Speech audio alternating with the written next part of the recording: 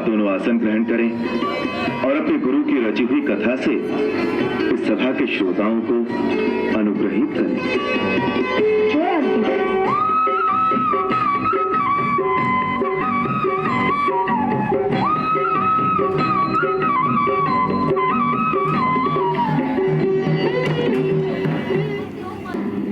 रामायण नाम का महाकाव्य जो हम आपको सुनाने जा रहे हैं वह हमारे गुरुदेव भगवान श्री वाल्मीकि ने परम पूज्य देवर्षि नारद जी और परम पिता ब्रह्मा जी के आदेश से आपके संपूर्ण जीवन चरित्र पर आधारित करके लिखा है। उन्होंने ही इसे संगीतबद्ध भी किया है। महाराज, इस महाकाव्य में जो कुछ हो चुका है और आगे जो कुछ भी होने वाला है वो आपका सारा जीवन वृत्तांत हमारे त्रिकालदर्शी गुरुदेव ने पहले से ही देखकर लिख दिया है, परंतु हमें तो आज तक की ही कथा का ज्ञान है। भविष्य की कथा तो उन्होंने हमें भी नहीं पढ़ाई। अतः आज तक की कथा हम आपको प्रतिदिन थोड़ी थोड़ी करके सुनाते जाएंगे। अब यदि आपकी और समस्त गुरुजनों की आज्ञा हो तो हम कथा सुनाना आरंभ कर दें। यदि गुरुदेव की आज्ञा हो। अवश्य। हमारा आशीर्वाद। महर्षि वाल्मीकि द्वारा रचित ये कथा सुनने और सुनाने वाले दोनों के लिए कल्याणकारी हो।